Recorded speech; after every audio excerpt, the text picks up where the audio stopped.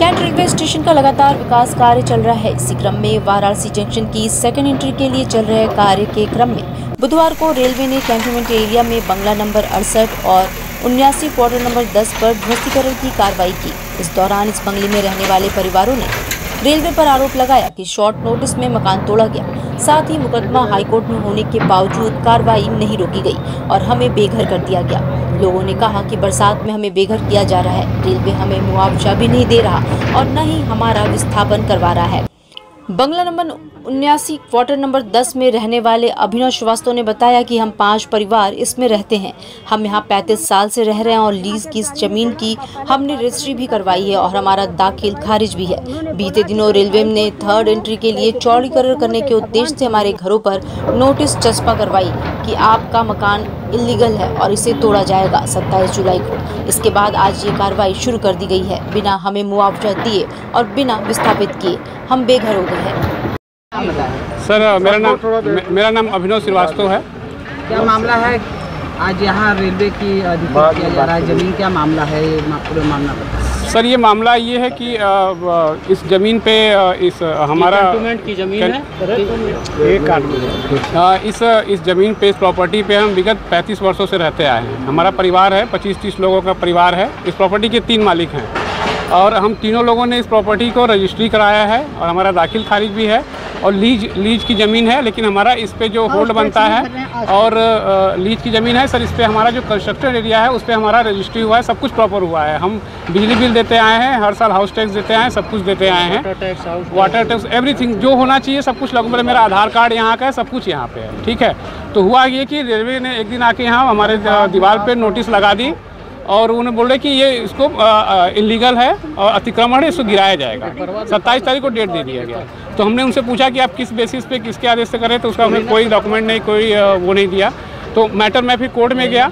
Court का ये आदेश था कि वो आप किसी विकास कार्य को नहीं रोकेंगे, लेकिन उन्होंने ये कहा, हमारे एक साथ में डॉक्टर 68 नंबर बंगले के राधे श्याम जी हैं, तो वो भी एक वादी थे। तो उनके लिए एक आदेश आया कोर्ट का कि इनकी सुनवाई की जाए, इनको सिंपैथेटिकली देखा जाए और इनकी बात सुन के इनका कुछ न कुछ किया जाए। लेकिन उसके आदेश का पालन नहीं हुआ। रेलवे ने साफ मना कर दिया। रेलवे ने साफ मना कर दिया कि हमको एक पैसे नहीं देंगे, ना विस्थापित करेंगे। जबकि एक ये लोकतांत्रिक देश है, एक वेलफेयर स्टेट है और अब झुग्गी झोपड़ी भी हटती है तो वो उनको लोग हटाते हैं तो मुआवजा देते हैं या कहीं विस्थापित करते हैं। हम लोग इतने 25-30 लोग हैं, 35 साल से रह रहे हैं, हम लोग को ना एक पैसा मिला, ना कहीं कोई ज़मीन मिली। हम रोड पे इस समय खड़े हैं, खदेड़ दिया गया। हम सबसे बड़ी समस्या यही है कि हम कहाँ जाएँ, किसके साथ वो करें। हमने प्रधानमंत्री कार्यालय को लेकर लेटर लिखा, ईमेल किया, मुख्यमंत्री कार्यालय को, जिलाधिकारी कार्यालय को, और सबको लेटर लिखा, सब कुछ किया, लेकिन कोई उसका कंक्लूजन नहीं निकला है अभी तक। और इस समय हम लोग, हमारा घर टूट गया है, हम लोग रोड पे खड़े हैं।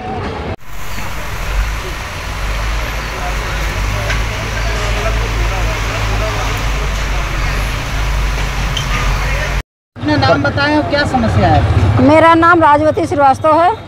मैं यहाँ की एक निवासिनी हूँ और 40-45 साल से मैं यहाँ पर रह रही हूँ। मैंने इसका सट्टा करवाया है 84 में, 86 में दूसरा सट्टा करवाया है और 89 में हमने इसका वो करवाया, रजिस्ट्री करवाया है।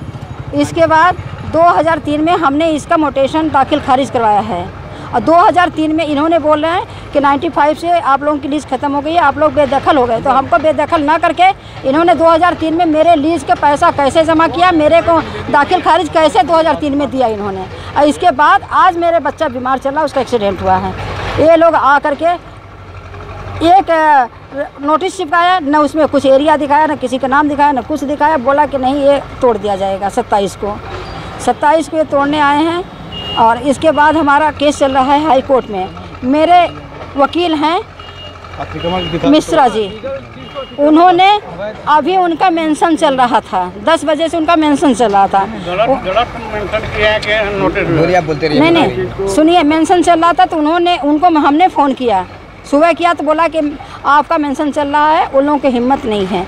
फिर इसके बाद ये लोग जब तोड़ने लगे तो हमने फ़ोन किया कि सर वो लोग तो तोड़ रहे हैं, तो बोले कि उनसे, वहाँ के जो भी अधिकारी हों उनसे बात कराइए। क्या बनाना चाहते हैं तोड़ के यहाँ पर? कौन? ये सेकेंड एंट्री है बनाना चाहते हैं? हमको बेघर करना चाहते हैं। वो क्या बनाना चाहते हैं इसके लिए कि आप हमसे खरीद देते, हमको कुछ भी देते, आपने हमको बेघर किया, मेरे बच्चों को बेघर किया, मैं क्या करूं? हम कहाँ जाएं? डिजिटल इंडिया का digital new platform live VNS पिछले 7 वर्षों से बनारस की सेवा में। पाइए बनारस के कोने कोने की खबर निष्पक्षता के साथ। लाइव VNS से बनारस की ताज़ा तरीन खबरों के लिए प्ले स्टोर से डाउनलोड कीजिए लाइव VNS ऐप या फॉलो कीजिए लाइव VNS को सोशल मीडिया पर।